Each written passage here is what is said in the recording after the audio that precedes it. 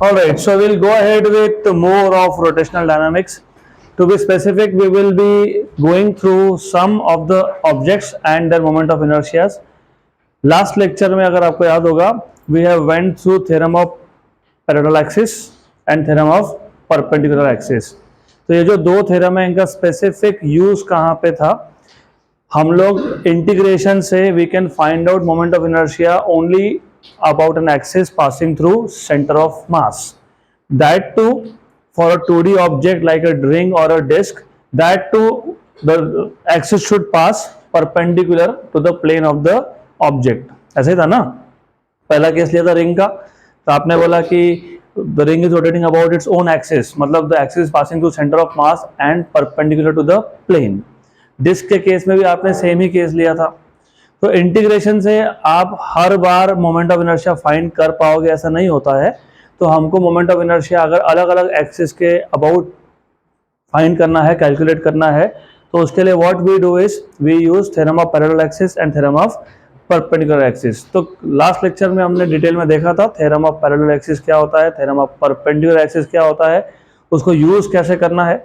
And by using them we have found out moment of inertia of a ring, about tangent perpendicular to its plane, about its diameter, about tangent in its plane. फिर हमने disc का भी देखा था, हमने rod का भी देखा था. तो we will not revise that again. अब कुछ ऐसे ऑब्जेक्ट्स है जिनका मोमेंट ऑफ इनर्शिया आपको पता होना चाहिए. You are not expected to derive but you are just expected to know, क्योंकि एग्जाम में आता है क्वेश्चन. तो will go through such objects. तो पहला ऑब्जेक्ट है थिन रिंग, वो तो हमने ऑलरेडी देखा. लेकिन थिन रिंग और हॉलो सिलेंडर, ये दोनों का मोमेंट ऑफ इनर्शिया सेम आता है. Hollow, what is the meaning of hollow? Empty from inside, पोकल. तो if you have a hollow cylinder and if it is rotating about an axis passing through centre, तो उस case में भी moment of inertia is same, mr². तो इसके आगे अब याद रख लेना, रिंग का और हॉलो सिलेंडर का मोमेंट ऑफ इनर्शिया सेम होता है. रिंग का कितना था? mr². हॉलो सिलेंडर का कितना होगा? mr². Right. And then disc and solid cylinder, disc and solid cylinder उसका सेम आता है. तो डिस्क का कितना था? mr²/2. तो उसके बाद सॉलिड सिलेंडर का कितना होगा वो आगे आप देखोगे, यू विल सी, आगे आएगा ही. देखो लिखा है यूनिफॉर्म डिस्क और सॉलिड सिलेंडर कितना है? mr²/2. चलो फाइन. तो थिन रिंग, ये तो हमने कल देखा, thin ring about diameter mr²/2. Annular ring और थिक वॉल्ड हॉलो सिलेंडर, ये अभी एन्युलर रिंग क्या होता है? व्हाट इज एन्युलर रिंग, पता है क्या? एन्युलर रिंग पता है? एन्युलर रिंग वो दिखाओ मेरे को.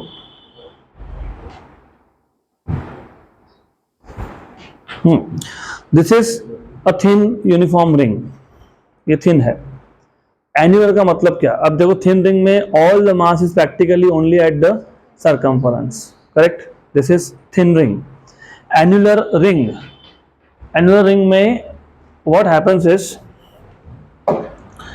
एन्युलर रिंग के केस में ऐसा होता है that the mass is not only at the circumference. Mass सिर्फ सर्कमफरेंस में नहीं है. तो मोर और लेस समथिंग लाइक दिस, ऐसा आता है वो. ओके, अंदर खाली है लेकिन then there is a area जहां पे मास है. थिन रिंग में mass is strictly on the circumference. यहां पे सर्कमफरेंस के अबाउट थोड़ा सा डिस्ट्रीब्यूटेड मास होता है, इसको बोलते हो एन्युलर. तो यहाँ पे थिकनेस निग्लिजिबल है, यहाँ पे थिकनेस निग्लिजिबल नहीं है, उसको क्या बोलते हो? Annular ring.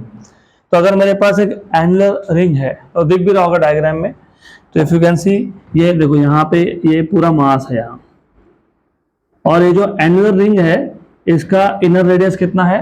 r1, आउटर कितना है? r2, अंदर एम्प्टी है. ओके. तो in such cases moment of inertia is given by 1/2 m r2² plus r1². लगभग सेम है. हॉलो का क्या था? mr². डायमीटर का क्या है? और एनुलर रिंग अगर हो, मतलब आपके पास थिक वॉल्ड हॉलो सिलेंडर हो, तो फिर half m R2 square plus R1 square. Then disc, disc का तो पता ही है आपको, डिस्क का solid cylinder is mr square by 2। Disc का अबाउट डायमीटर भी पता होगा, कल ही देखा था, mr स्क्वायर बाई 4।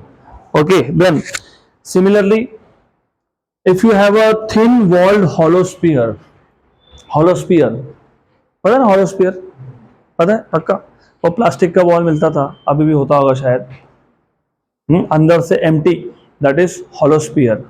फिर आपको मिलता है लेदर बॉल, टूका बुरा, वो अंदर से फिल्ड होता है, उसको बोलते हो सॉलिड स्फीयर। तो अगर हॉलो स्फीयर है तो उसका moment of inertia about about about about an axis, ये axis passing through centre of mass है, यही डायामीटर भी है, यही डायामीटर भी है। तो इनफैक्ट 3D ऑब्जेक्ट्स का केस ज़्यादा सिंपल है कंपेयर टू 2D। जब 2D की बात करते हो ना, जैसे मैंने रिंग की बात की थी, तो रिंग के केस में you can pass the axis from centre and perpendicular to the plane its own axis, you can pass the axis to centre and in its plane, ये हो जाता है डायमीटर, राइट। तो ये केसेस थोड़े complicated है, लेकिन फॉर स्फीयर 3D स्ट्रक्चर, इस पे एक जोक भी था, हाँ, there were two person, one was asking someone, बताओ अर्थ का सेंटर कहाँ है, तो बोला कि एक बड़ी सी स्टिक दे, जहां से मैं पास करूंगा वो स्टिक सेंटर से ही जाएगा। ऐसा होता है ना, पता है ना आपको, नहीं पता, मैं बता देता हूँ, कोई प्रॉब्लम नहीं। ये अर्थ है, अर्थ, अगर मैं यहां से एक स्टिक पास कर देता हूं, कहां से गया है, तो ये क्या बन गया, डायमीटर। तो कहीं से भी तुम पास कर दो, क्या बन गया ये क्या बन गया, ये क्या बन गया, तो any line passing through centre is what, diameter. तो यू सी यहाँ पे दिख रहा है तुमको कहाँ से पास हो रहा है, ये सेंटर से, तो ये डायमीटर है। तो यहाँ IC और ID सेम ही बनता है। तो in case of hollow sphere या फिर solid sphere, moment of inertia about centre of mass and about diameter is same. कितना है, 2/3 mr square, 2/3 mr square. What is radius of gyration, under root of 2/3 r। Good. How about this one, about a tangent, कैसे find करोगे, which theorem, parallel axis theorem. तो 2/3 mr square plus mr square, तो 2/3 mr square plus mr square कितना हो गया, 5/2/3 plus 1, 5/3 mr square. तो remember, जब भी तुम 3D ऑब्जेक्ट्स जैसे कि हॉलो या फिर सॉलिड स्फीयर की बात करोगे, तो दो ही मोमेंट ऑफ इनर्शिया होते हैं, about diameter and about tangent. यहाँ पे tangent in its plane perpendicular to the plane, ऐसा कुछ होता ही नहीं है। किसी के पास है क्या, बॉल है किसी के पास, नहीं, okay, I should bring and keep it here. तो imagine my hand is a ball, मैं अगर ऐसा लाइन डाल रहा हूं तो टेंजेंट है ना, मैं ऐसा करो तो भी क्या है, टेंजेंट है। दोनों ही केसेस में मोमेंट ऑफ इनर्शिया आएगा आपका सेम। तो 3D ऑब्जेक्ट के लिए ज्यादा केसेस है ही नहीं, one is about diameter, other is about tangent, बस उतना ही। अगला सॉलिड स्फीयर, सॉलिड स्फीयर के लिए आता है 2/5 mr square about diameter. About diameter अगर 2/5 है तो अबाउट टेंजेंट कितना आएगा, 2/5 mr square plus mr square, तो कितना आ गया, 7/5, 7/5, खत्म, डन, इतना ही, गुड। देन अगले टाइप का जो शेप है हमारे पास, बॉडी है, that is uniform symmetric spherical shell. Spherical shell, जो पिछला केस था वो थिन वॉल्ड हॉलो स्फीयर था, थिन वॉल्ड मतलब थिकनेस इज वेरी लेस। और यहां पे जब तुम यूनिफॉर्म सिमेट्रिक स्पेरिकल शेल बोलते हो, तो ये भी हॉलो स्फीयर है, लेकिन यहां पे जो वॉल है दैट इज थिक। तो यहां पे वॉल क्या है, थिक है। तो uniform symmetric spherical shell is just like a thick wall hollow cylinder. इसका आएगा 2/5m r2 raised to 5 minus r1 raised to 5 upon r2 cube minus r1 cube. याद रहा तो ठीक, नहीं रहा तो कोई बात नहीं, इस पर क्वेश्चन आते नहीं है ज़्यादा, ये सिर्फ आपको नॉलेज के लिए दिया है, इस पर क्वेश्चन ज़्यादा आते नहीं है, पर याद रखना is not very difficult. 2/5m ऊपर रेस टू 5 है, नीचे रेस टू 3 है, r2 raise to 5 minus r1 raise to 5 upon r2 cube minus r1 cube. हो गया, राइट, गुड. फिर हमने रॉड का तो कल देखा ही था, हाँ रॉड का देखा था ना कल. सेंटर से ml²/12. थिन यूनिफॉर्म रॉड का या फिर रेक्टेंगुलर प्लेट का लगभग सेम आता है, इट इज मोर और लेस सेम. फिर हमने कल रॉड का देखा था अबाउट वन एंड, कितना आया था ml²/3. तो यहाँ पे सिर्फ mr प्रिंट हो गया, it should B ml²/3. Good. Uniform plate और रेक्टेंगुलर पैरेललोपिपेड हमारे काम का नहीं है, जब लगेगा तब देख लेंगे. Uniform solid right circular cone, तो हमारे पास एक यूनिफॉर्म सॉलिड ये इंपॉर्टेंट वर्ड है, राइट सर्कुलर कोन. तो एक कोन है लेकिन कोन इज फिल्ड, तो उसका कितना आ रहा है 3mr²/10 और हॉलो कोन का mr²/2. अब याद कैसे रखोगे, आइसक्रीम खाया, आइसक्रीम कोन, तो जब तक तुमने आइसक्रीम खाया नहीं तब तक 3mr²/10. आइसक्रीम खा के खत्म हो गया, कोन खाली हो गया, तो कितना mr²/2. दोनों कोन का है, एक है हॉलो और एक है solid. Solid is like a field ice cream cone 3mr²/10 and hollow is empty. इतना याद रखना है, बाकी तुम याद रखो मत रखो तो डजंट मैटर रियली. तो what is important is number 1 ring का तुमको पता है, चलो बता दो, रिंग का पता है ना mr². मैंने एक्सिस तो पूछा ही नहीं, तुमने बता दिया. about its own axis mr². about tangent perpendicular to the plane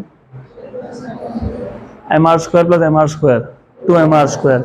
about diameter mr²/2. about tangent in its plane 3/2 mr². disk का about its own axis mr²/2. very good. about its own axis mr²/2 ही होता है. about tangent perpendicular to the plane 3mr²/2. about diameter mr²/4. about tangent in its plane 5mr²/4. about axis passing through the center of rod and perpendicular to the length of rod ml²/12. about one end of the rod ml²/3. correct, good. यहां तक तो पता था. hollow sphere. about diameter या फिर about center of mass 2mr²/3. 2mr²/3. 2mr²/3. about tangent 5/3 mr². for a solid sphere about diameter 2/5 mr². सही है. about tangent 7/5 mr². ये इंपॉर्टेंट केसेस थे, बाकी तुमको याद नहीं भी रहा कोई प्रॉब्लम नहीं है, लेकिन ये जो केसेस थे इस पे क्वेश्चंस बहुत सारे आएंगे. बाकी देन विथ टाइम जब आप घर पे जाके रिवाइज करोगे तो कोन का भी याद रहेगा. Hollow cone mr²/2. Solid cone 3mr²/10. Hollow cylinder is like a ring. Correct, तो जो हॉलो सिलेंडर का है वो रिंग का है, मतलब mr². Solid cylinder is like a disc, तो mr²/2. Good. So that is all you need to know. अब हम जाएंगे हमारे आज के अगले टॉपिक पे, that is torque acting on a rotating rigid body. Torque acting on a rotating rigid body.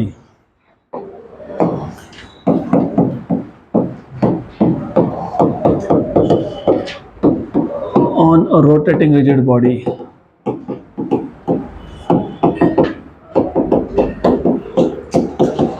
तो as you remember I have told you कि 3 ऐसे टॉपिक है जिनका डेरिवेशन ऑलमोस्ट सेम है. उसमें था एक kinetic energy of rotation half I omega square, दूसरा मैंने बोला था टॉर्क आई अल्फा, तीसरा मैंने बताया था आपको angular momentum that is I omega. Almost same है, तो यहाँ पे मोर और लेस चीजें सेम होगी. मैं अभी सब लिखने नहीं वाला हूँ, उससे मैंने आपको बताया था बेसिक डिफरेंस क्या है. When you derive equation for kinetic energy of rotation, the body is supposed to be rotating with constant angular speed. Omega constant होता है वहां पे, और यहाँ पे अल्फा कांस्टेंट होता है, और वापस एंगुलर मोमेंटम के इक्वेशन में ओमेगा कांस्टेंट होता है. बाकी सब कुछ ऑलमोस्ट सेम है. तो हमारे पास एक आर्बिट्री शेप का बॉडी है. So we have a rigid body of some mass m. It is made up of number of particles m1, m2, m3, mn at a distance of r1, r2, r3, rn from the axis of rotation, and the axis is passing through point O. सिर्फ इतना है कि this time the body is rotating with constant angular acceleration alpha. Good. तो थोड़ा सा लिखते जाऊंगा मैं, but you have to remember, not every time I have to tell you how to write down an exam. बहुत simple case था, है मतलब consider a rigid body rotating about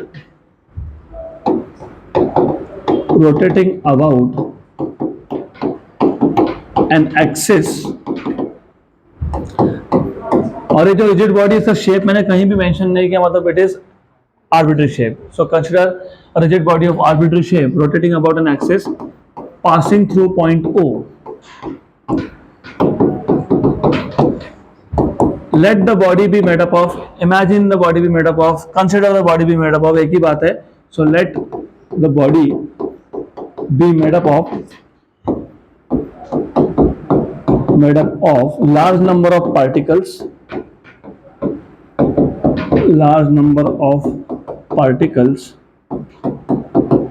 of masses. तो हमने बहुत सारे पार्टिकल्स यहाँ पे इमेजिन कर लिए थे, तो वापस एक बार कर लो. m1, m2, m3 up to mn, and the distance of first mass is r1, second r2. and by the way, जब मैं यहाँ पे डिस्टेंस की बात करता हूँ तो the shortest distance को क्या बोलते हो?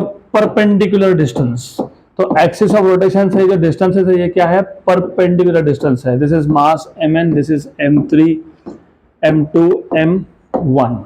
और by the way, the body is rotating with constant angular acceleration. So consider a rigid body rotating about an axis passing through point O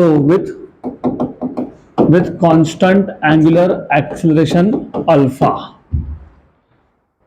Okay, ये जो बॉडी है it is made up of large number of particles of masses m1, m2, m3, mn at perpendicular distances r1, r2, r3, rn etc. at perpendicular distances r1, r2, rn. कहाँ से major की distances? कहाँ से? From the axis of rotation. तो ये basic by default रहेगा. ये अभी 3 टॉपिक में याद ही रख लेना. Next time I am not going to write all this thing. Consider the rotating rigid body, या फिर consider rigid body rotating about an axis passing through some point O. अगर काइनेटिक एनर्जी का derivation है तो with constant angular speed omega. अगर torque का है तो with constant angular acceleration alpha. अगर एंगुलर मोमेंटम का है तो again with constant angular speed omega. फिर उसके बाद भी सब सेम है. Imagine the body to be made up of large number of particles of masses m1, m2, m3, mn at perpendicular distances r1, r2, r3, rn from axis of rotation. Structure same है, इसके आगे का concept भी same है, मोर और less. तो अगर आपको याद होगा, आपने काइनेटिक एनर्जी के केस में ऐसा बोला था, even though angular speed is same but what is not same? Linear speed. यहां भी सेम केस है. Even though angular acceleration of each particle is same, but linear acceleration is not same. So, even though alpha is constant, मतलब same, but linear acceleration A is different for all the particles. For all the particles. और यहां पे भी reason same ही है, क्योंकि v equal to are omega था, यहां पे a equal to r alpha है.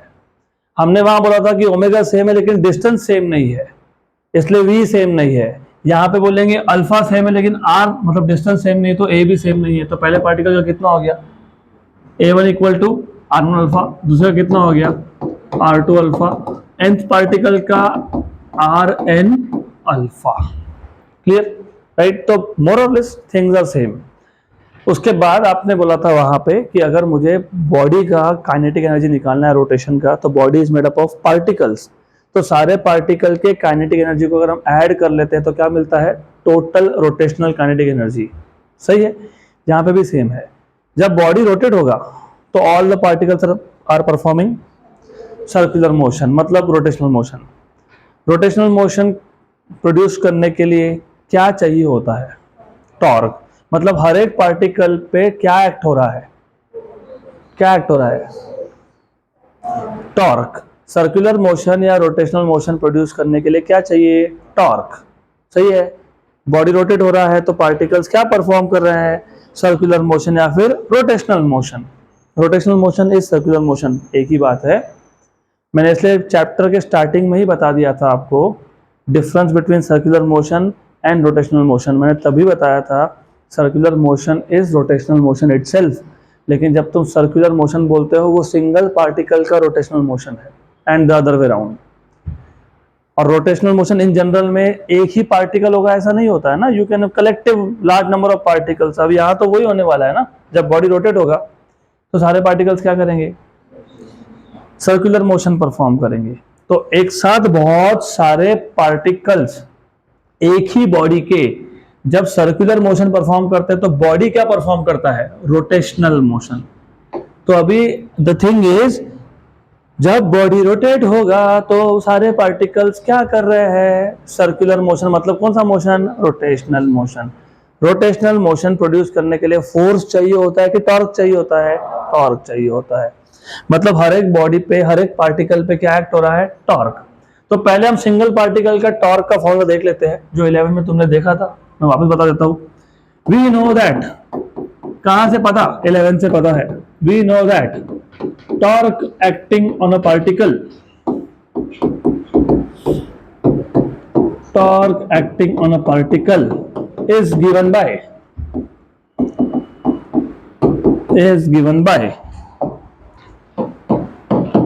tau bar equal to r bar cross f bar। अगर मैग्नीट्यूड वाइज बात करोगे तो वो होता है आर एफ साइन थीटा, लेकिन इस केस में थीटा की वैल्यू 90 है, तो टॉर्क आ गया आर एफ। अब 90 क्यों, बता देता हूं मैं आपको, इंपॉर्टेंट चीज है।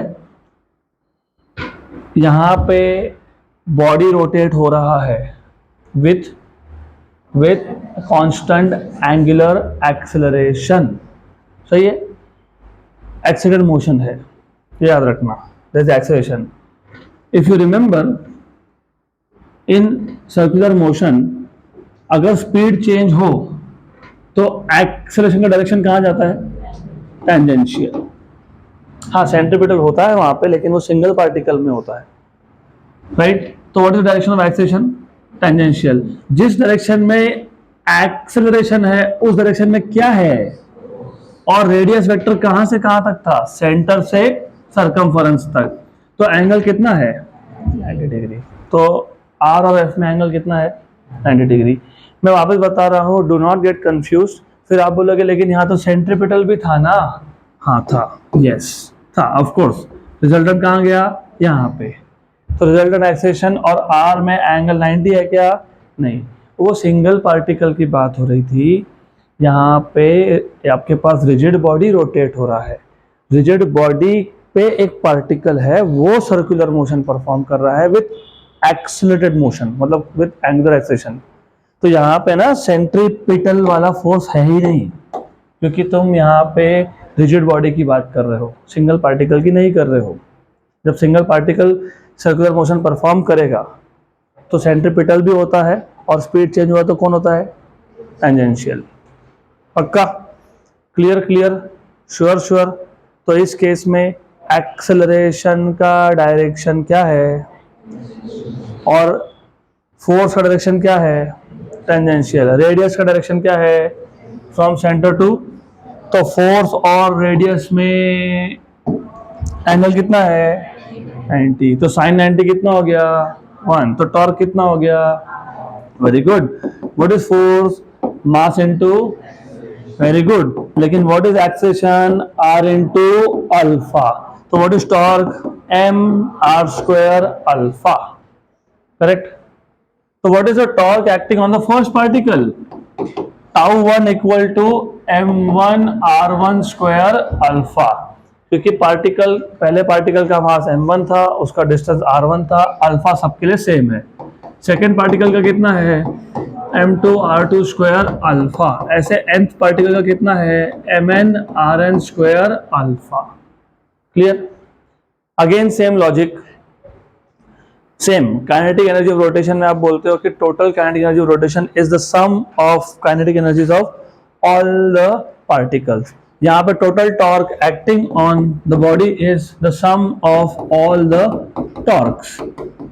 सारे पार्टिकल पे जितना भी टॉर्क लग रहा है उसको ऐड कर दोगे तो it will become torque acting on the rigid body. What is tau 1, m1 r1 square alpha, tau 2 is m2 r2 square alpha and this is mn rn square alpha. फिर इसके बाद क्या कॉमन निकाल लोगे, alpha, तो m1 r1 square plus m2 r2 square up to mn rn square alpha. You remember this is summation mi ri square, I runs from 1 to n into alpha, and if you remember इसको हमने क्या बोला था, I moment of inertia, तो torque equal to I alpha हो गया। So simple, simple है ना। मैं एक बार वापस रिपीट कर देता हूँ, हमको क्या फाइंड करना था, torque acting on a rotating rigid body. सारा का सारा फॉर्मेट सेम है। अब आपको पता है आपको क्या लिखना है, consider a rigid body rotating about an axis passing through some point O with constant angular acceleration. Imagine the body to be made up of large number of particles of masses m1, m2 up to mn at perpendicular distances r1, r2, rn. यहाँ तक सब कुछ same रहने वाला है। Only change was या तो constant angular speed या कांस्टेंट एंगुलर एक्सेलरेशन। इसमें भी याद क्या रखना है, तुमको टॉर्क का इक्वेशन चाहिए। Torque is like force, force में क्या होता है एक्सेलरेशन, तो टॉर्क में क्या आएगा, तो जिस इक्वेशन में एक्सेलरेशन आने वाला है उस इक्वेशन में एक्सेलरेशन कांस्टेंट है, जिसमें स्पीड आने वाला है उसमें स्पीड कांस्टेंट है। यहां तक तो क्लियर था। अब जब बॉडी रोटेट होगा तो सारे पार्टिकल्स सर्कुलर मोशन परफॉर्म करेंगे, राइट। और क्योंकि बॉडी का एंगुलर एक्सेलरेशन है तो हर एक पार्टिकल का भी क्या है, एंगुलर एक्सेलरेशन है। जितना बॉडी का एंगुलर एक्सेलरेशन है उतना ही हर एक पार्टिकल का एंगुलर एक्सेलरेशन है।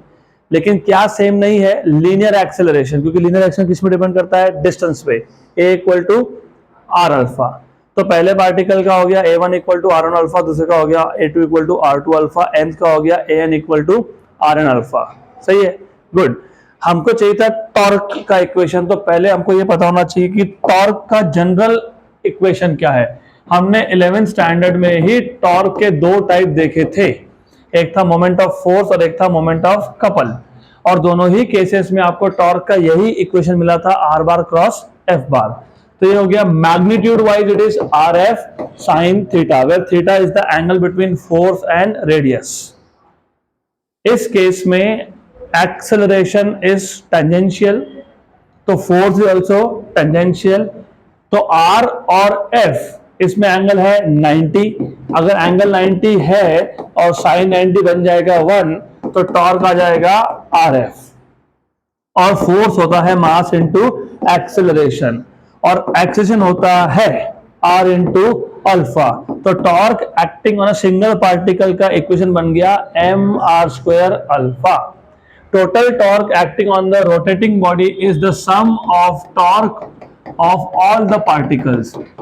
तो जितने भी पार्टिकल्स है सब पे जो टॉर्क एक्ट हो रहा है उसका सिर्फ एडिशन करना है। तो पहले पार्टिकल का टॉर्क आ जाएगा m1 r1 square alpha plus m2 r2 square alpha up to mn rn square alpha.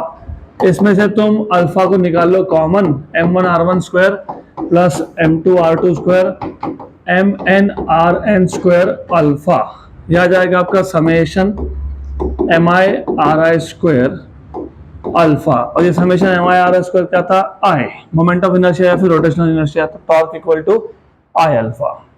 हो गया, गुड, सिंपल, फाइन। अब सिक्वेंशियली नोट्स में मैंने दिया हुआ है angular momentum of a rotating rigid body, दिया हुआ है ना। तो फिर अभी अगला टॉपिक है to find out what is the angular momentum of a rotating rigid body. Angular momentum का इक्वेशन नहीं याद हो कोई बात नहीं, लीनियर मोमेंटम का तो याद होना चाहिए।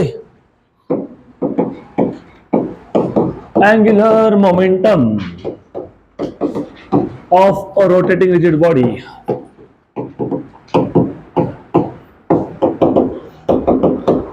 तो what is the equation for linear momentum, mass into velocity, मतलब उसमें स्पीड आएगा।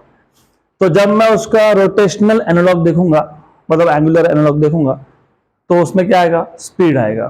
तो यहाँ पे कांस्टेंट क्या होगा, स्पीड होगा। मतलब स्टोरी वही है, it is just like Bollywood film.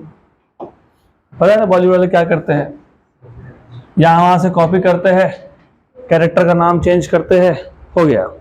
तो हम भी वही करेंगे अब। अगर कोई बॉलीवुड वाला देख रहा होगा तो sorry, but I will speak the truth. वैसे कोई देखता नहीं है, आई नो, वो तो गाने में भी गाते हैं, फिजिक्स समझ में नहीं आए तो अभी क्या करेंगे। तो I don't have much expectations that they will be watching this, but if you are watching this I am sorry for that. तो हम भी वैसा ही कर लेंगे अब, सेम स्टोरी।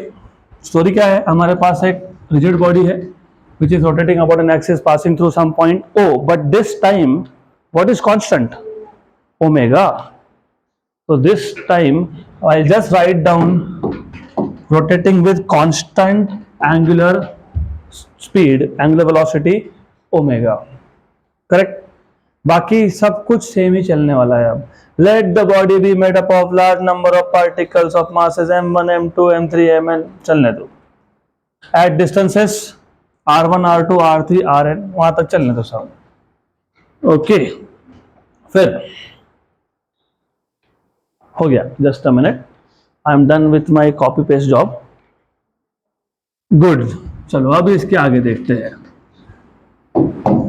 तो even though what is constant, omega is constant, but what will not be constant, V will change, क्योंकि v depends on distance. तो v equal to r omega होता है। तो पहले पार्टिकल का स्पीड कितना था, v1 equal to r1 omega, दूसरा कितना आएगा, v2 equal to r2 omega, nth का क्या आएगा, vn equal to rn omega.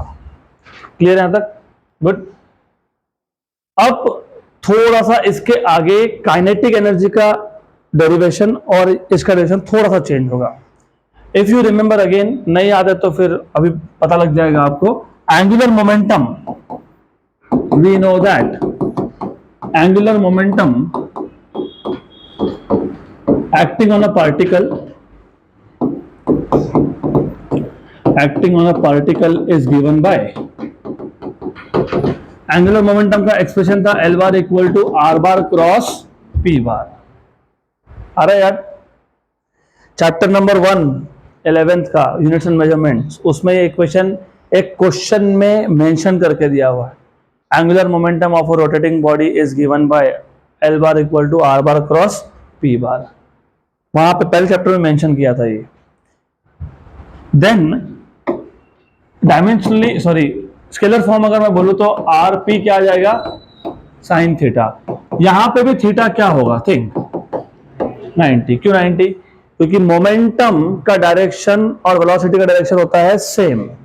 Velocity होता है टेंजेंशियल, तो यहां पे मोमेंटम भी हो गया टेंजेंशियल। टेंजेंट में और रेडियस में एंगल कितना बनता है, 90। तो एल क्या आ गया, आर पी, ओके।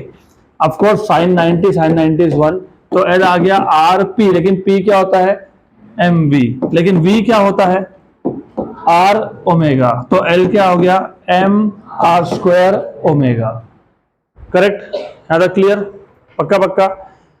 फिर वही सेम, जैसे तुमको जब काइनेटिक एनर्जी फाइंड करना था तो तुमने हर एक पार्टिकल का काइनेटिक एनर्जी फाइंड करके ऐड किया, टॉर्क फाइंड करना था तो तभी भी यही किया आपने, हर एक पार्टिकल पे कितना टॉर्क एक्ट हो रहा है उसको ऐड कर दिया, और यहां भी वही करोगे।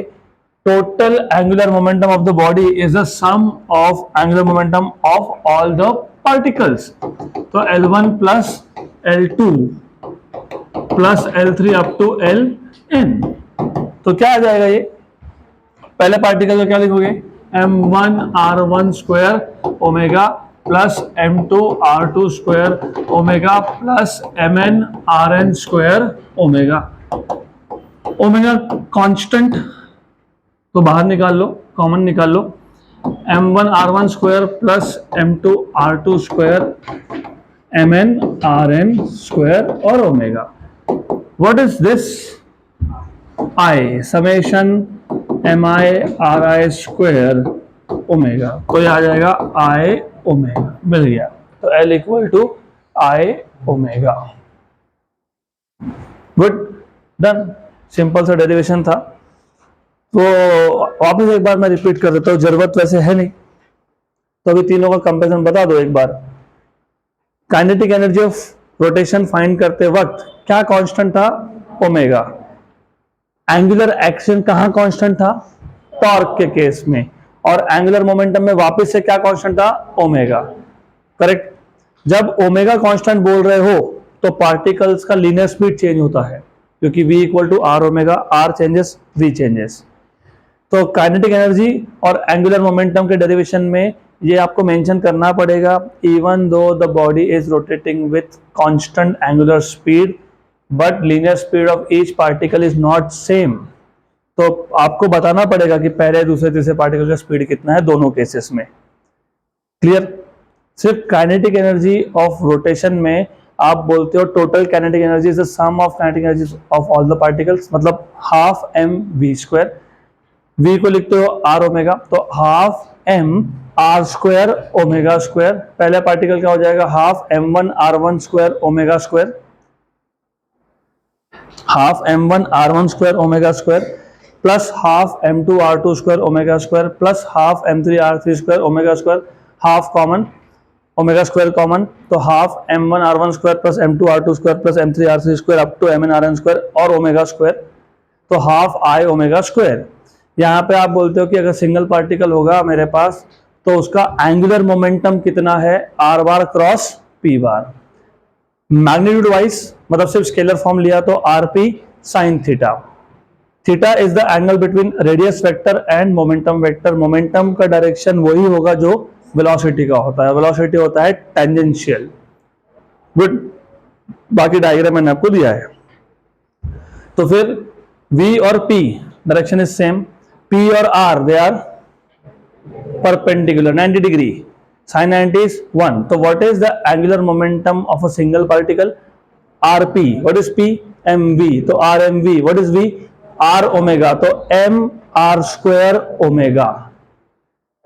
अब अगर आपको पूरे बॉडी का एंगुलर मोमेंटम निकालना है तो बॉडी किससे बना है, पार्टिकल से। तो अगर पूरे बॉडी का एंगुलर मोमेंटम चाहिए तो कैसे मिलेगा, by adding the angular momentum of all the particles. तो total angular momentum L is L1 plus L2 plus L3 up to Ln। पहले का कितना मिल गया, m1 r1 स्क्वायर ओमेगा, दूसरे का m2 r2 स्क्वायर ओमेगा, तीसरे का m3 r3 square omega. Omega constant है तो वो कॉमन निकलेगा बाहर, m1 r1 square plus m2 r2 square plus m3 r3 square up to mn rn square into omega. ये जो m1 r1 square plus m2 r2 square लिख रहे हो वो क्या है, I है, तो आ गया I ओमेगा। तो L equal to I omega. तो हो गया यहां तक, you have found out what is angular momentum of a rotating rigid body. Good. तो just for a cross check again, linear motion में काइनेटिक एनर्जी होता है हाफ mv स्क्वायर, रोटेशनल में होता है half I omega square. Linear motion में momentum होता है m इंटू वी, एंगुलर में होता है I ओमेगा। लीनियर मोशन में फोर्स होता है मास इंटू टॉर्क होता है I अल्फा। लीनियर मोशन में linear momentum is always conserved. सीखा ना 11 में, law of conservation of linear momentum. Angular motion या rotational motion में angular momentum is always conserved. अब हमको अगला वही देखना है, देखो अगला टॉपिक क्या है, conservation of angular momentum. अगले टॉपिक पर जाने से पहले अब यहाँ लिखा ही है तो थोड़ा सा हम समझ लेते हैं. अगला टॉपिक है law of conservation of angular momentum. मैं पहले आपको लीनियर मोशन से समझाता हूं what is the meaning of conservation of linear momentum, फिर हम एंगुलर केस पे जाएंगे. अगर एक बॉडी पे external unbalance force zero, so there is no external unbalance force acting on a body और अ सिस्टम, राइट. तो उसका स्टेट चेंज होगा क्या, मतलब वेलोसिटी क्या होगा, जीरो या कांस्टेंट. तो एक्सेलरेशन कितना होगा, कितना होगा, कितना होगा, zero. Very good, good. Acceleration zero मतलब स्पीड कांस्टेंट, स्पीड मतलब वेलोसिटी कांस्टेंट. तो कौन कांस्टेंट, मोमेंटम कांस्टेंट, है ना. तो मैं ऐसा बोल सकता हूं क्या, linear momentum of a system or an object remains constant if the external unbalanced force acting on the system is zero. बोल सकते हैं ना. मैं वापस एक बार बता रहा हूं, अगर एक्सटर्नल फोर्स नहीं लगा तो स्टेट चेंज होता है क्या, नहीं. स्टेट चेंज नहीं होता मतलब वेलोसिटी या तो कांस्टेंट रहेगा या जीरो था तो जीरो ही रहेगा. मतलब ए की वैल्यू क्या आएगी, ए की value zero. What is A, DV by D T. तो dv by dt जीरो मतलब v is constant. v is constant मतलब p is constant, राइट. तो लीनियर मोमेंटम कब कॉन्जर्व्ड होगा, when the external unbalanced force acting on the system is zero. ये condition है. तो linear momentum, और हमने वो लिखा है in the form of statement, 11th standard की न्यूटन लॉ ऑफ मोशन में लिखा है तुमने ये statement. It states that if the external unbalanced force acting on the system is zero then the momentum of the system remains constant. ऐसा तुमने लिखा है वहां पे. तो अभी उसका सिर्फ एंगुलर वर्जन है, तो बता देता हूं क्या कांस्टेंट है, मोमेंटम. कब कांस्टेंट है, जब एक्सटर्नल फोर्स जीरो हो. एंगुलर मोशन में तो मोमेंटम को क्या बोलते हो, एंगुलर मोशन में तो मोमेंटम को क्या नाम देते हो, एंगुलर मोमेंटम. लीनियर मोशन में तुमने क्या बोला था, क्या कांस्टेंट, मोमेंटम. यहां पे क्या बोलोगे, वेरी गुड. लीनियर मोशन में क्या जीरो था, external force. External force zero था, यहां पे कौन कांस्टेंट होगा, एक्सटर्नल टॉर्क. खत्म, done. That is law of conservation of angular momentum. Law of conservation of angular momentum. Statement. It states that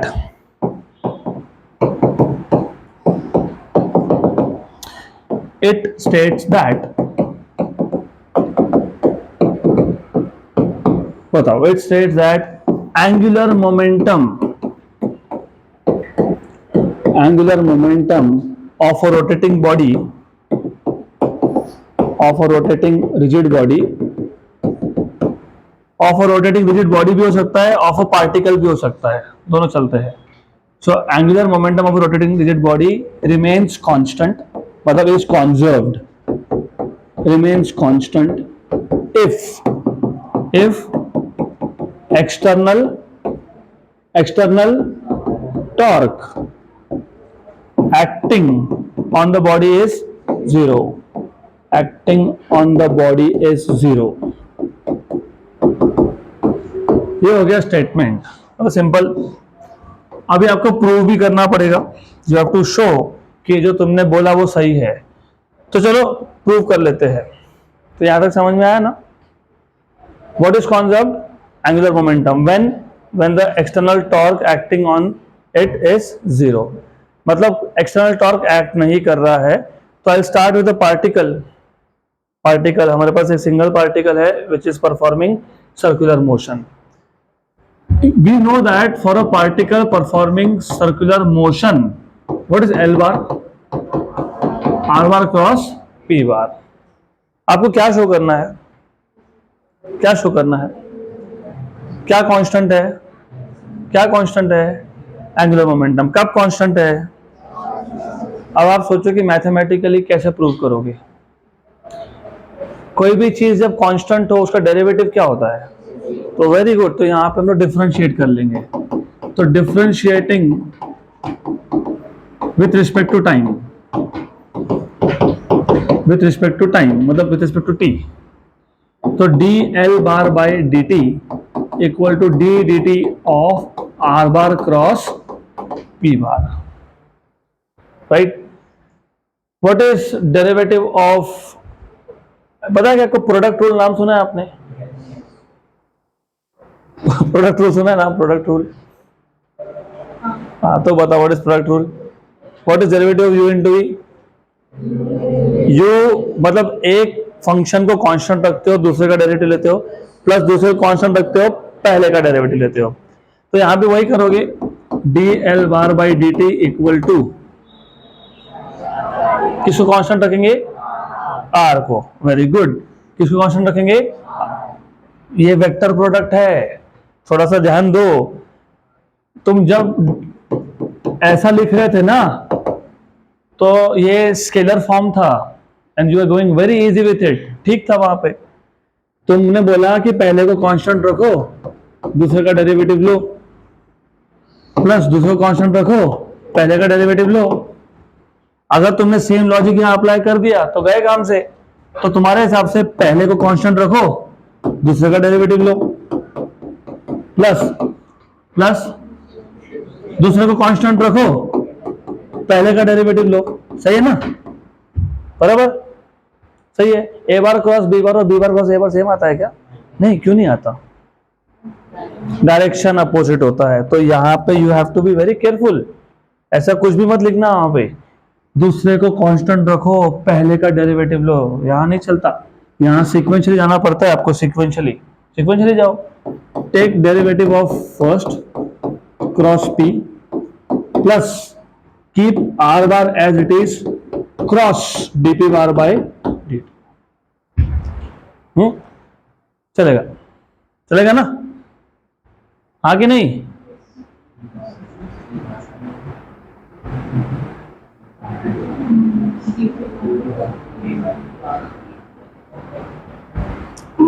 क्या हो गया? चेन रूल तो पता था ना आपको, क्या हो गया फिर?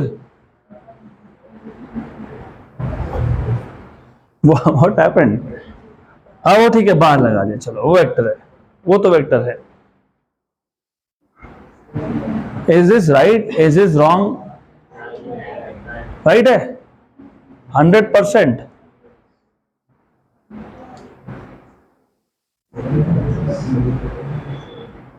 तो हाँ बोलो या तो नहीं बोलो।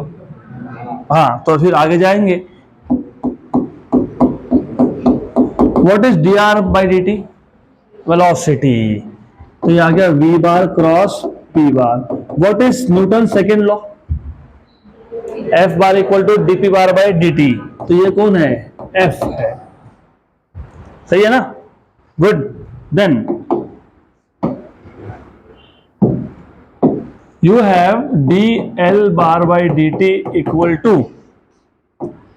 v bar cross p bar. You know p bar is mv bar plus you know r bar cross f bar क्या होता है? टॉर्क। ओके तो dl bar by dt क्या होता है? मास स्केलर है, पता है ना? और जो वेक्टर प्रोडक्ट होता है ना उसके रूल्स है, रूल्स। तुम मास को यहां रखो, यहां रखो, यहां रखो, वहां रखो, कोई फर्क नहीं पड़ता। It is a scalar. Scalar को तुम कहीं भी रख दो, डजंट मैटर रियली। इसको बाहर ही रख देता हूं फिर। V bar cross V bar plus torque. What is V bar cross V bar? Zero. Self cross product is zero. Why zero? Because definition है A bar cross B bar is A B sine theta. तो V bar cross V bar is V V sine theta.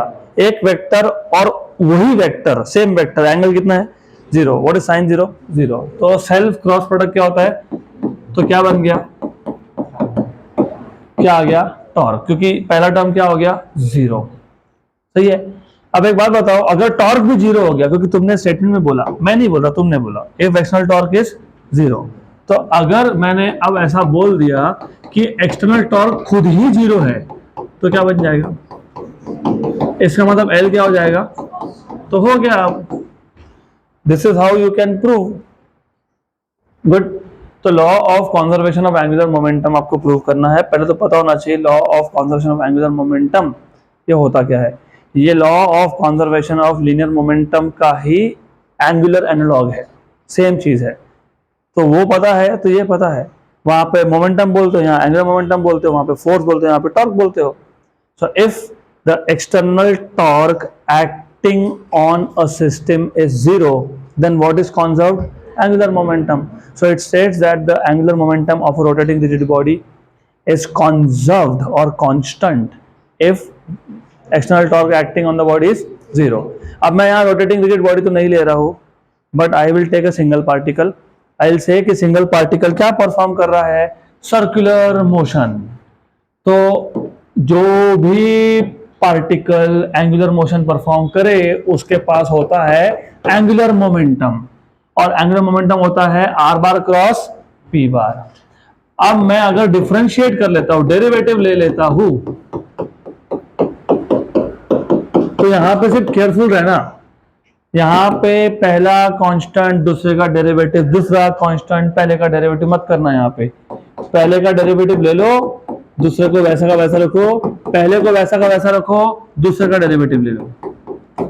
Difference है, क्योंकि जो तुम मुझे statement बता रहे थे ना, first as it is, second का derivative plus second as it is, मतलब तुम पहले पी बार लिख लेते और क्या करते D R bar by D T. वैसा नहीं चलता इधर, यहां पे सिक्वेंशियली पहले का डेरिवेटिव, दूसरा एज इट इज, प्लस पहला एज इट इज, दूसरे का derivative. According to what you said, जो तुमने मुझे बताया उसके हिसाब से तुम ऐसा बोल रहे थे, पहला एज इट इज, दूसरे का डेरिवेटिव, ये टर्म तो मैच हो गया, प्लस प्लस दूसरा एज इट इज, पहले का डेरिवेटिव, ऐसा बोला ना तुमने। ये देखो ये क्या आया, D R bar by D T cross P बार, ये क्या आया, पी बार क्रॉस। इन दोनों का डायरेक्शन क्या होता है? अपोजिट होता है। इसलिए मैंने बोला कि इधर नहीं चलता, ये क्रॉस प्रोडक्ट है, वो स्केलर के लिए होता है, तो इधर मत लगाना, नहीं तो तुम्हारे पास एक वेक्टर उल्टी डायरेक्शन का आ जाएगा। ओके, वो जीरो होगा वो अलग बात है, वो छोड़ दो, बट मैथमेटिकली करेक्ट नहीं था। What is D R bar by D? V bar cross P bar और R bar cross F bar, क्योंकि ये होता है F. What is P bar? M V bar. What is R bar cross F bar? Torque. Okay, यहां से M बाहर निकाल लिया, V bar cross V bar plus torque. V bar cross V bar is zero, क्योंकि self cross product is zero.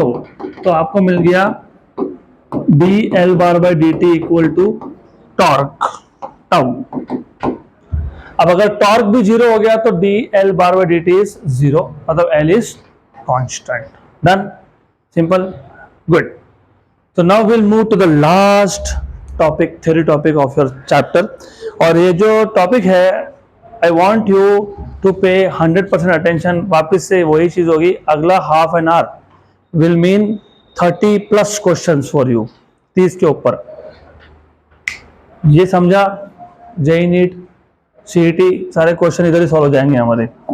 तो अगला topic है rolling motion का, है ना? रोलिंग मोशन, रोलिंग मोशन है ना? क्या बोल, टाइटल क्या है? टाइटल रोलिंग मोशन, बस इतना ही है। ठीक है, rolling motion. I think there are 2 sub topics, एक है इंक्लाइन प्लेन पे, एक है हॉरिजॉन्टल सरफेस पे। Just a minute.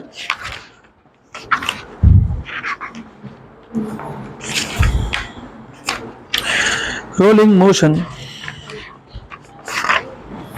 okay, rolling motion of a body without slipping on an inclined plane, और एक है just rolling motion। चलो ठीक है, we'll start with rolling motion। Interesting, important, simple।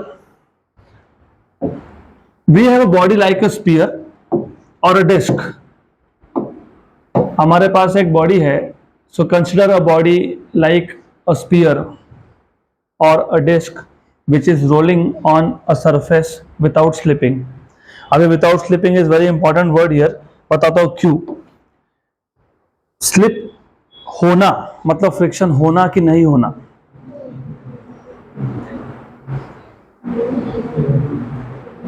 ये इंटरव्यू में क्वेश्चन पूछा था, पता होना चाहिए.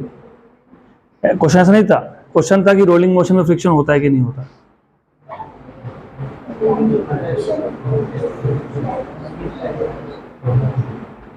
रोलिंग मोशन में फ्रिक्शन होता है या नहीं होता है, दैट इज द क्वेश्चन. हाँ, आप समझ लो थोड़ा सा.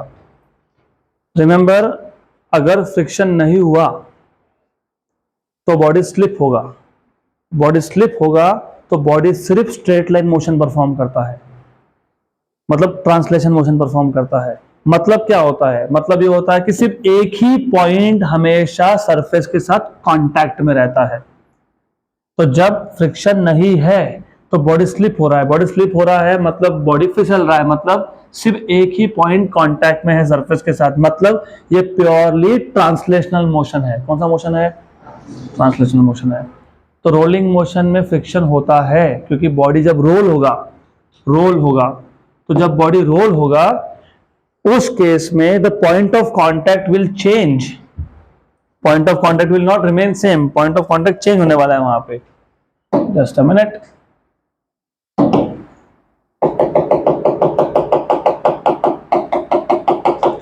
Okay, I don't know how many pages I need, but ठीक है. तो जब रोलिंग होगा ना, रोल होने का मतलब ही ये होता है कि पॉइंट ऑफ कांटेक्ट चेंजेस. अब ये पॉइंट कांटेक्ट में बाद में ये होगा, फिर ये होगा, क्योंकि बॉडी आगे जाएगा. तो जब बॉडी रोल होता है उस केस में it is a combination of two motions. एक है ट्रांसलेशनल मोशन और एक है रोटेशनल मोशन. ट्रांसलेशनल मोशन किसका? सेंटर ऑफ मास का. ऐसा क्यों? क्योंकि यहां पे सिर्फ एक ही पॉइंट है, that is centre of mass, जिसका रोटेशन नहीं हो रहा. It is just moving along a straight line. Centre पे जो पार्टिकल है उसको छोड़ के तुम किसी भी पार्टिकल की बात करोगे, तो मान लेते हैं यहां पे एक पार्टिकल है, तो जब बॉडी आगे जाएगा तो ये पार्टिकल कैसा जाएगा? कैसा जा रहा है? दिख रहा है? दिख रहा है. तो ये बाकी सारे पार्टिकल्स का क्या हो रहा है? रोटेशन. लेकिन सेंटर ऑफ मास का क्या हो रहा है? ट्रांसलेशन. यहां तक क्लियर? तो पहली बात ये होती है कि रोलिंग मोशन में फ्रिक्शन है. अगर फ्रिक्शन नहीं होता तो बॉडी स्लिप होता तो बॉडी सिर्फ ट्रांसलेशन करता मतलब कोई भी पार्टिकल ले लेते तो वो सिर्फ मूव होता along a straight line. Imagination बढ़ाओ, जब तक इमेजिनेशन नहीं बढ़ाओगे तब तक समझेगा नहीं. अगर फ्रिक्शन नहीं है तो उस केस में गाड़ी स्लिप होता है. गाड़ी मतलब यहां पे मैं बोल रहा हूं स्पीयर, टायर, डिस्क, राइट. तो ये जो स्पीयर है ये स्लिप होता मतलब एक ही पॉइंट कांटेक्ट में रहता. तो point of contact of the body and the surface does not change. मतलब सारे ही पार्टिकल्स क्या कर रहे होते? ट्रांसलेशन. तो उस केस में मोशन होता purely translational. And what is translational kinetic energy? Half mv square. तो उस केस में आप हाफ mv स्क्वायर लिख के खत्म कर देते. Correct. But when a body rolls, in that case, except for center of mass, सिर्फ center of mass performs translation motion and the body performs rotational motion along its own axis. क्योंकि अगर disc है और rotate हो रहा है तो axis कहां पे है? सेंटर. और कमिंग आउटसाइड मतलब परपेंडिकुलर टू द प्लेन. तो बॉडी क्या कर रहा है? रोटेट हो रहा है. सेंटर ऑफ मास क्या कर रहा है? ट्रांसलेशन कर रहा है. तो rolling motion is a combination of translation and rotational. Translation किसका? सेंटर ऑफ मास का. तो यहां से स्टार्ट कर लेते हैं. चलो वही यहीं से स्टार्ट कर लेंगे. I will say when an object like और a body like a sphere, disc, etcetera etcetera, ring भी हो सकता है, rolls on a surface, the motion is a combination of the motion is a combination of translation motion, of translational motion of center of mass,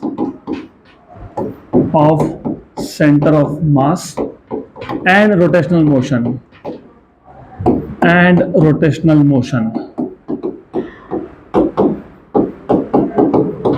यहाँ तक clear? पक्का पक्का? Sure sure? तो therefore energy of rolling motion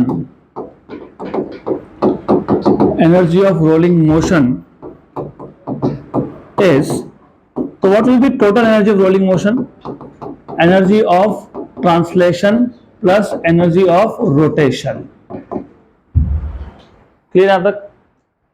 good. अब एक काम करते हैं, अभी डायग्राम है ही ना, इसमें दिखा देता हूं. Consider a body of mass m like a sphere with radius r is rolling on a horizontal surface as shown in figure. अब ये लिखने नहीं वाला मैं, नोट्स में है. Consider a body of mass m, radius r, rolling on horizontal surface as shown in diagram, figure जो भी है वो. करेक्ट. तो इस केस में, in this case, what will be total energy of rolling motion? Translation plus, what is translation? Half mv square. अब ये v क्या है फिर? ये जो v है ना, this is velocity of center of mass. क्योंकि सिर्फ सेंटर ऑफ मास ही था जो क्या कर रहा था. हाँ, तो यहां तुमने हाफ mv स्क्वायर लिखा, तो ये v क्या है? सेंटर ऑफ मास का स्पीड है. प्लस रोटेशनल स्पीड क्या होता है? Half i omega square. ऐसा होता है ना रोटेशनल काइनेटिक एनर्जी. तो E क्या आ गया? Half M we square plus half, remember I was M K square, याद है? Radius of gyration K is equal to under root of I by M, तो K square equal to I by M, तो I equal to M K square. वही लिखा है मैंने. आई के यहाँ पे क्या लिखा है? M K square. Remember V equal to are omega, याद है? इसी जन्म में, इसी क्लास में, इसी महीने में देखा था. v equal to are omega, omega equal to v by R. तो E equal to half M we square plus half M K square. क्या लिखूं?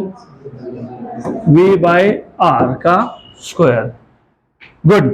तो I will save one step and will write down v square by are square. क्या क्या common निकाल सकते हैं? Half M we square. Well, by the way, before I do this step, मैंने आपको बोला कि अगला हाफ एन आवर मतलब तुम्हारे लगभग 30-35 क्वेश्चन. उसका रीजन था, look at this equation and tell me, अगर मेरे पास 3 टाइप के बॉडी है, रिंग है, डिस्क है और स्फीयर है. Ring, disc and sphere. Ring, disc and sphere. तीनों का मास सेम है. तीनों का सेंटर ऑफ मास का वेलोसिटी भी सेम है. राइट? करेक्ट. तो क्या डिफरेंस है? कौन सा एनर्जी चेंज हो रहा है? सिर्फ रोटेशनल एनर्जी. मतलब तीनों का ट्रांसलेशन एनर्जी क्या होगा? सेम होगा. अभी याद रखना, ये बहुत इंपॉर्टेंट चीज है. तो when you have bodies of different shapes of the same mass and same radius, it is only the rotational energy that changes. क्योंकि के और आर ही तो अलग होता है ना, इसलिए तो बताया पहले टाइम से मैंने. What is K square by are square for a ring? 1. For a disc 1/2. For a hollow sphere 2/3. For a solid sphere 2/5. तो when a body rolls, it is not the translational energy that changes, it is rotational energy that changes. अभी याद रख लेना, बहुत सारे question तुम्हारे solve हो गए. 1 प्लस, क्योंकि हाफ एम वी स्क्वायर निकाल लिया मैंने बाहर. राइट? तो क्या बचा? 1 प्लस के स्क्वायर बाय आर स्क्वायर. ये आ गया आपका रोलिंग मोशन का energy. Half M we square 1 plus के स्क्वायर बाय आर स्क्वायर. तो मैं सिर्फ बेसिक कॉन्सेप्ट रिपीट कर देता हूं. एक ऑब्जेक्ट है लाइक अ स्फीयर और अ डिस्क और a ring, it is rolling on a horizontal surface. तो रोलिंग मोशन में क्या होता है? Basically it is a combination of translation motion of centre of mass and rotational motion. तो energy of rolling motion is the sum of translation energy, translation kinetic energy, क्योंकि motion में जो energy होता है वो काइनेटिक होता है. तो it is the sum of kinetic energy of translation and kinetic energy of rotation. तो half M we square plus half I omega square, I होता है एम के स्क्वायर, ओमेगा होता है वी बाई आर, तो ये बन गया half M K square V square by R square. और इस इक्वेशन से कम मुझे समझ में आया कि अगर मेरे पास 2-3 डिफरेंट बॉडीज है विद द सेम मास, तो ट्रांसलेशन एनर्जी चेंज हो ही नहीं रहा, चेंज कहां से आ रहा है, रोटेशन से। क्लियर, गुड, पक्का। अब एक टेबल बना लेते हैं and that will help you in your exam, मैंने शायद नोट्स में भी दिया है वो टेबल। तो I just take type of body, I will put down what is K square by are square, मतलब K for that body, what is K square by are square वो भी लिख लेंगे, ट्रांसलेशन एनर्जी कितना है वो भी लिख लेंगे, रोटेशन एनर्जी कितना है वो भी लिख लेंगे, और टोटल कितना है वो भी देख लेंगे।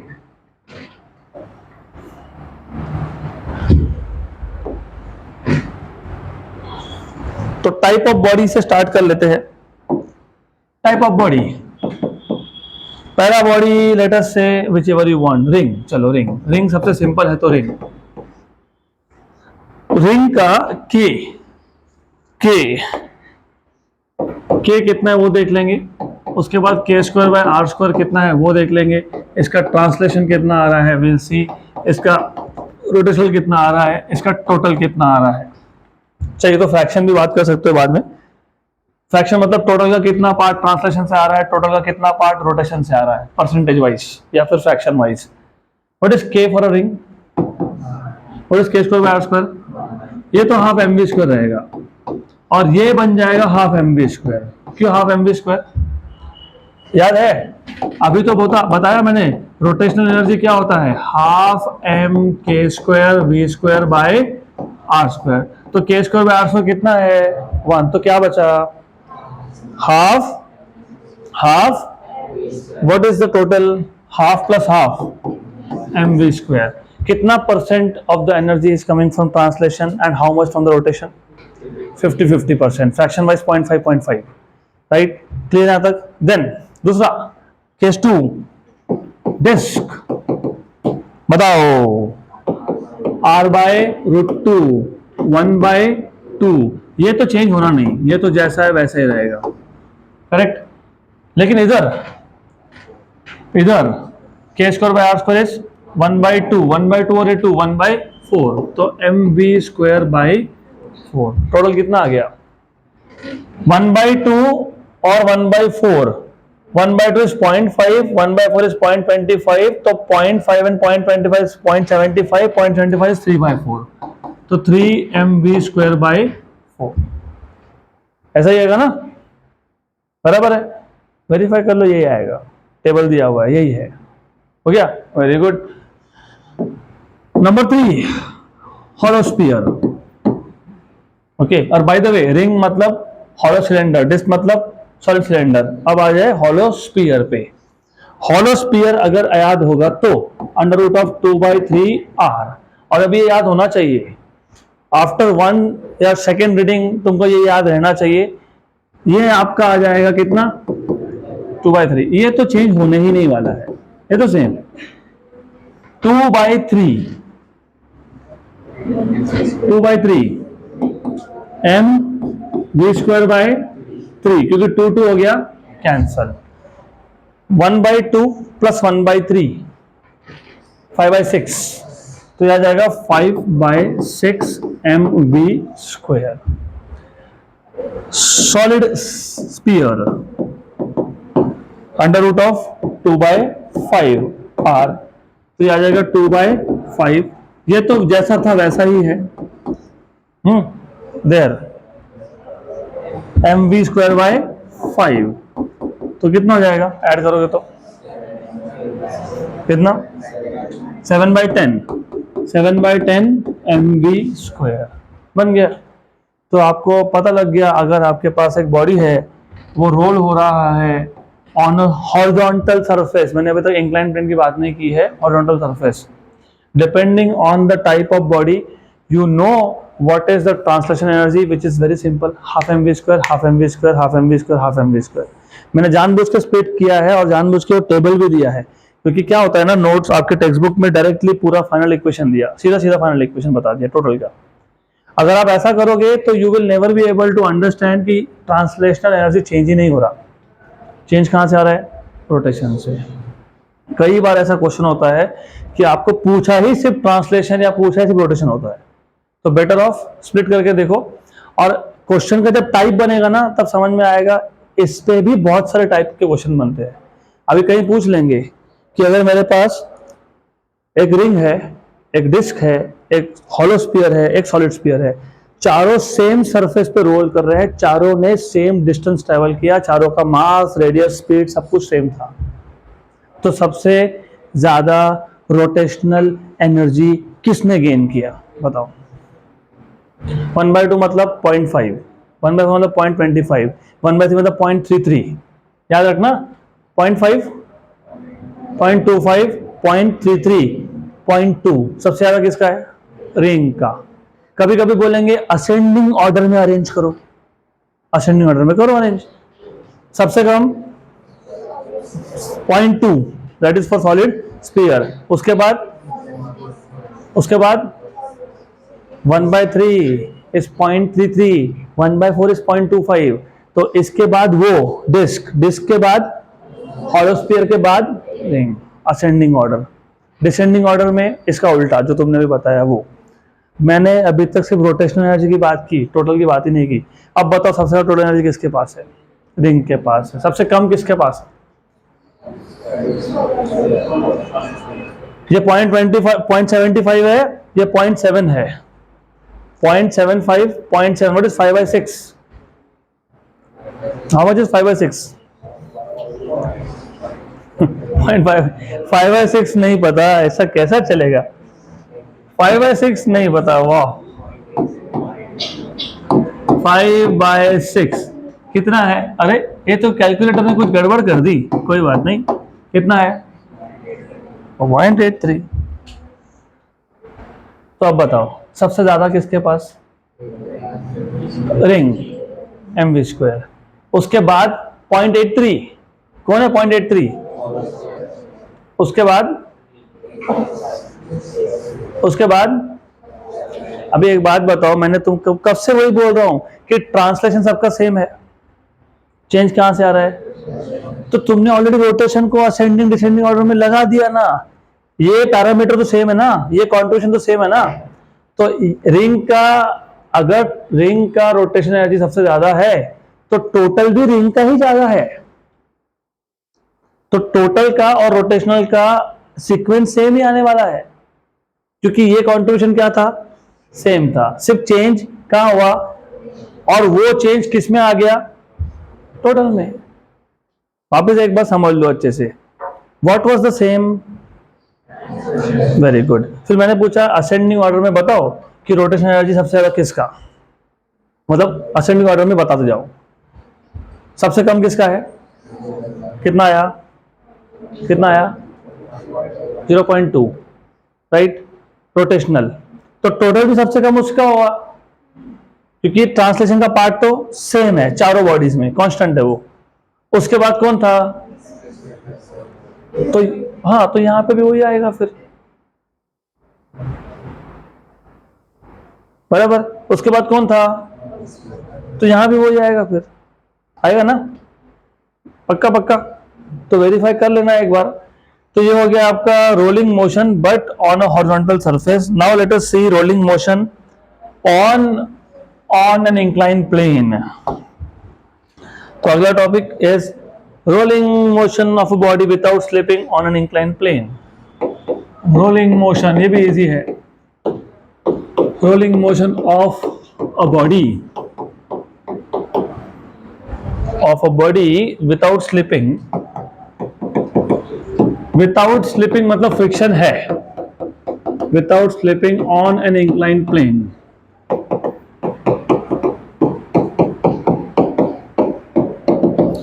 तो in this case you have an inclined plane.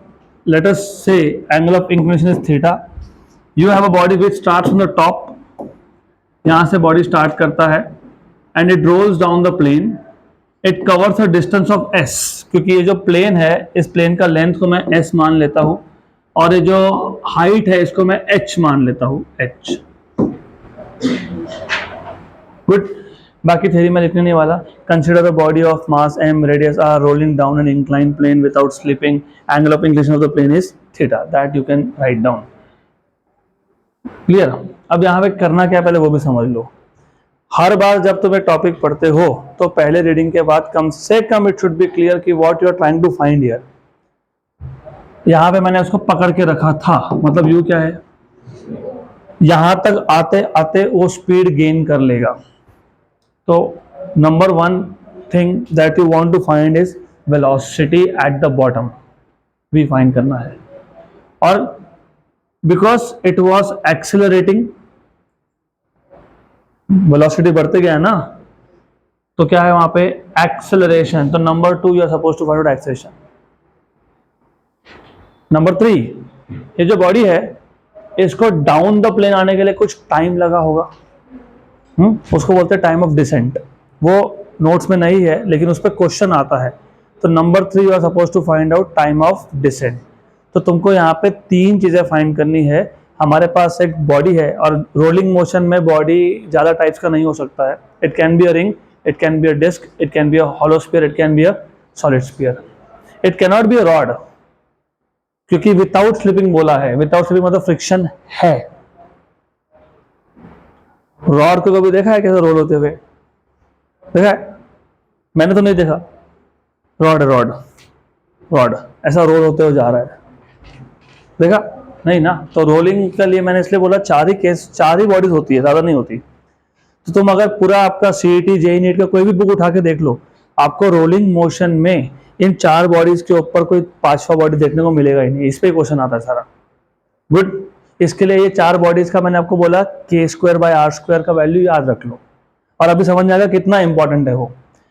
तो point number one is that initial speed is 0, but when it reaches the surface speed 0 नहीं है। 0 होता तो नीचे आता ही नहीं, इट इज कमिंग डाउन, तो it has gain some speed. तो स्पीड फाइंड करो। नंबर टू, एक्सेलरेशन फाइंड करो। Number three, time of descent find करो। Very good. अब ये कैसे फाइंड करते हैं? इस टाइप के क्वेश्चन में हमेशा law of conservation of total energy ही लगता है। जब तुमने उसको हाईएस्ट पॉइंट पे ए पॉइंट पे रखा था, कौन सा एनर्जी 0 है? काइनेटिक, क्योंकि body is not in motion. कौन सा एनर्जी सबसे ज्यादा है? कौन सा? पोटेंशियल। जब वो बी पॉइंट पे आ गया, नीचे आ गया, हाइट हो गया 0, तो कौन सा एनर्जी 0? और काइनेटिक एनर्जी मैक्सिमम। तो इसको लिखने के लिए बुक टू बुक अलग अलग तरीके से लिखा जाता है। कहीं बोलेंगे applying law of conservation of momentum, तो applying law, sorry not momentum, energy, law of conservation of energy. अब जब मैं एनर्जी बोल रहा हूं तो टोटल एनर्जी की बात हो रही है यहां पे। कहीं बोलेंगे आपको loss in potential energy is equal to gain in kinetic energy. तो loss in potential energy equal to gain in kinetic energy, ये सब सेम ही चीज है। तो नोट्स में भी लिखा है when a body rolls down an incline plane, potential energy is getting converted to kinetic energy. So loss in potential energy is equal to gain in kinetic energy. चलो ठीक है, वहां तक आ गया। आपको क्या फाइंड करना था? Velocity v। कैसे करेंगे?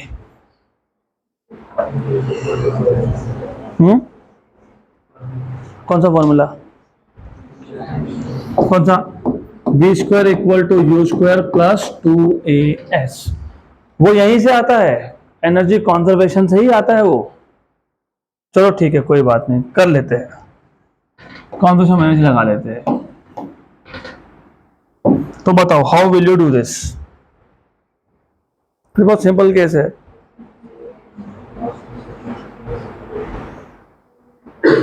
अभी तो लिखा था मैंने loss in potential energy. What is potential energy? mgh। What is gain in kinetic energy?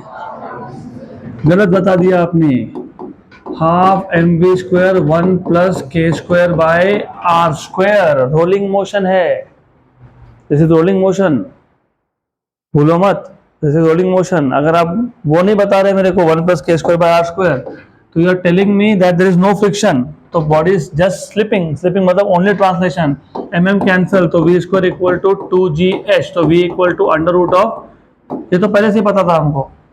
तो रोलिंग मोशन में एनर्जी इज ट्रांसलेशन प्लस वो कितना आया था, half M we square 1 plus के स्क्वायर बाय आर स्क्वायर। अगर तुमने 1 प्लस के स्क्वायर बाय आर स्क्वायर नहीं लिखा तो तुम ये बोल रहे हो कि बॉडी कोई भी शेप का हो, रिंग हो, डिस्क हो, हॉलो स्फीयर हो, सॉलिड स्फीयर हो, सबके लिए स्पीड सेम होगा। सबके स्पीड सेम होने का मतलब होता है सबका एक्सेलेरेशन सेम होगा, उसका मतलब ये भी होता है सबको सेम टाइम लगेगा नीचे आने में। तो बी केयरफुल हियर। तो यहां से तुमको मिल जाएगा V square equal to 2gh upon 1 plus के स्क्वायर बाय आर स्क्वायर। तो v equal to under root of 2gh upon 1 plus के स्क्वायर बाय आर स्क्वायर। ये बन गया तुम्हारा वेलोसिटी का एक्सप्रेशन एट द बॉटम। हो गया, गुड। अब बताओ टाइम कैसे फाइंड करोगे। चलो एक्सीलेरेशन पहले फाइंड कर लो। How do find out acceleration? v square equal to u square plus 2as। Very good. v square था 2gh अपॉन 1 प्लस के square by are square. u square कितना है? 0 प्लस 2as। h मत लिखना, बॉडी ने कितना डिस्टेंस कवर किया? s, not h। h is height, s is length of the plane. बराबर, तो सही है ये, सही है ना? Very good. तो 2 और 2 कैंसल, सही है, गुड। तो a इक्वल टू क्या आएगा? a equal to gh upon 1 plus के square by are square into s। Very good. But look at this diagram, what is sine theta? h by s, opposite side upon hypotenuse, h by s। हमारे पास भी क्या है यहाँ पे? h by s। तो ये क्या बन गया? g sine theta upon 1 plus के स्क्वायर बाय आर स्क्वायर। ये आ गया एक्सेलेरेशन का इक्वेशन। गुड, पक्का, सही है ना? अभी टाइम कैसे फाइंड करोगे? v equal to u plus a t, v equal to u plus a T.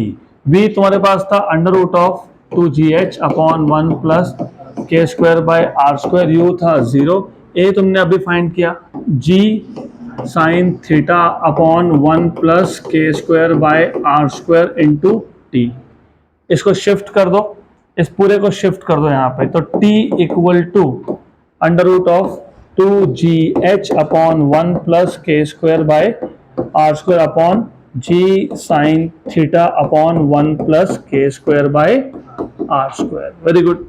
Denominator का डिनोमिनेटर गया न्यूमरेटर में, तो you will have t equal to 1 upon g sine theta, 1 upon g sine theta under root of 2gh upon 1 plus के square by are square.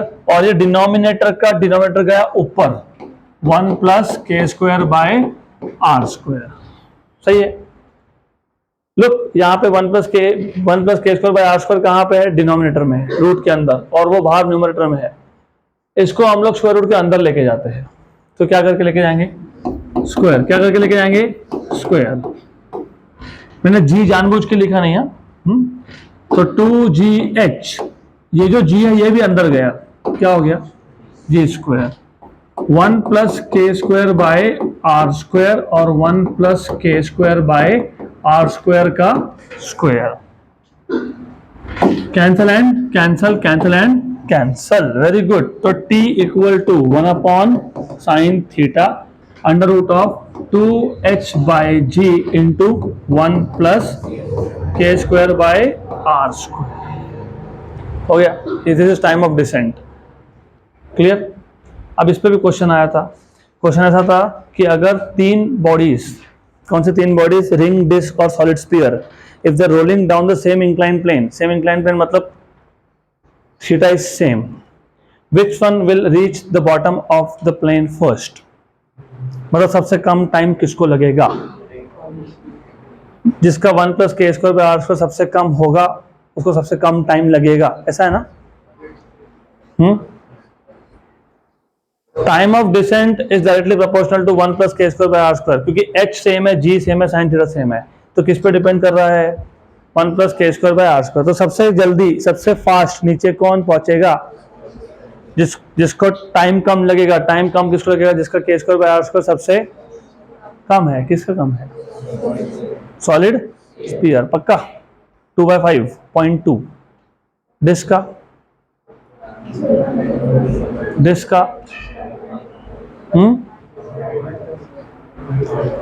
1/2 था ना, disc का 1/2 था कि नहीं।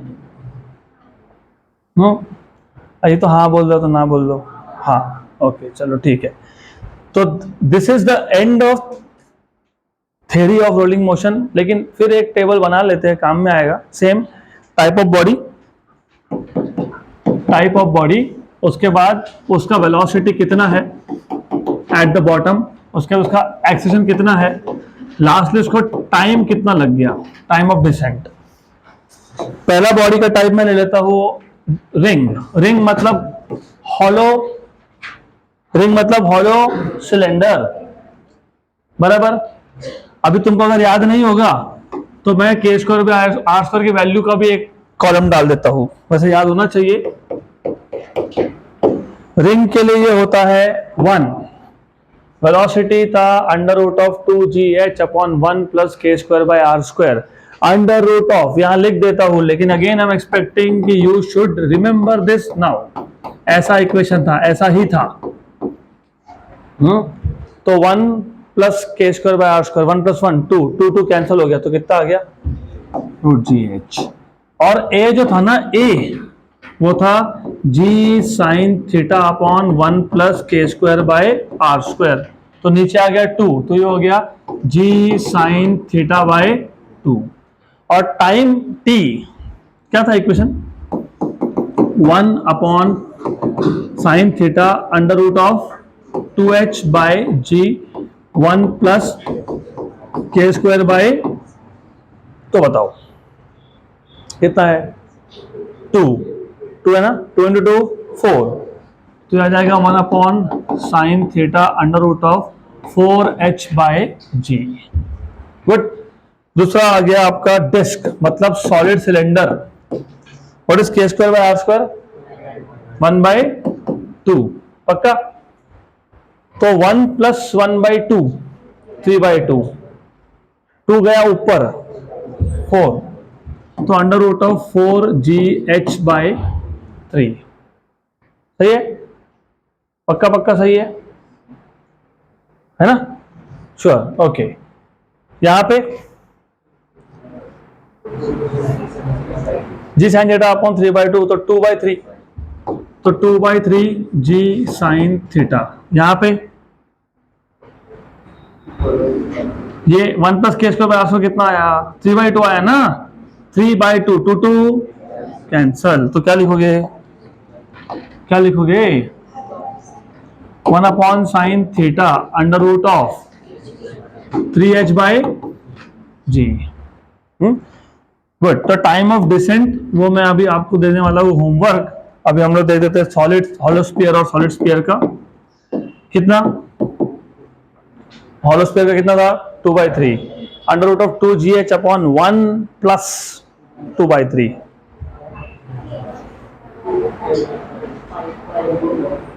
√2gh/1 + k²/r², √2gh/1 + 2/3, 1 + 2/3 is 5/3, 3 गया ऊपर, √6gh/3, ऐसे ही लिखोगे ना। अरे बाप रे, ऊपर √2gh था, नीचे 1 + k²/r² था। मैं एक एक्स्ट्रा कॉलम डालता हूँ वैसे 1 + k²/r² का। 1 + k²/r² 1 + 2/3 दैट इज 5/3, 3 ऊपर गया तो 3 × 2 6 हो गया, नीचे 5 था, √6gh/5। इसका बता दो अब, g sin θ अपॉन 1 + 2/3 मतलब 5/3, तो क्या लिखूंगा मैं 3g sin theta by 5, correct है ना? बराबर है। कहाँ इतना कंफ्यूजन है तुमको? g sin theta upon 1 plus 2/3, 5/3, 3 गया ऊपर, 3 गया ऊपर, बराबर है। सॉलिड स्फीयर 2/5, बताओ। Under root of 2gh upon 1 plus 2/5 that is 7/5, 5 गया ऊपर, 10gh upon 7। A g sine theta upon 1 plus 2/5 मतलब 7/5, तो 5g sine theta by 7। Good. अब क्वेश्चन ऐसा भी आता है कि ये जो चार बॉडीज थे ये सेम इंक्लाइन प्लेन पे रोल हो रहे हैं, सबसे ज्यादा स्पीड किसका होगा after reaching the base? GH सब में कॉमन है, GH को भूल जाओ। इधर GH के साथ 1 है तो रूट ऑफ 1 इज 1। इधर 4/3 है, 1.33। Any number which is greater than 1 उसका रूट भी ग्रेटर देन 1 होता है, तो इधर 1 है, ये ग्रेटर देन 1 है। 6/5 इज 1.2, कितना? 1.2। वो 1.33 था, ये 1.2 है। 10/7 इज 1.4 के आसपास, है ना? तो सबसे ज्यादा किसका आ गया? सॉलिड स्फीयर का। सबसे कम किसका आ गया? रिंग का। Okay, good, right. What about acceleration? सबसे ज्यादा किसका है? ये तो हाफ है, 0.5 है, ये 0.66 है, ये 3/5 इज 0.6 एंड 5/7 इज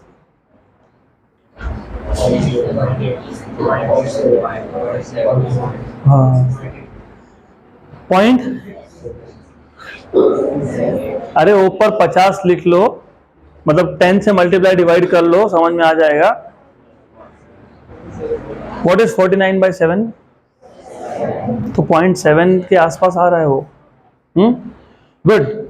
तो यहाँ पे आपका चैप्टर 1 का थ्योरी पार्ट हो गया खत्म। तो that is the end of rotational dynamics theory part.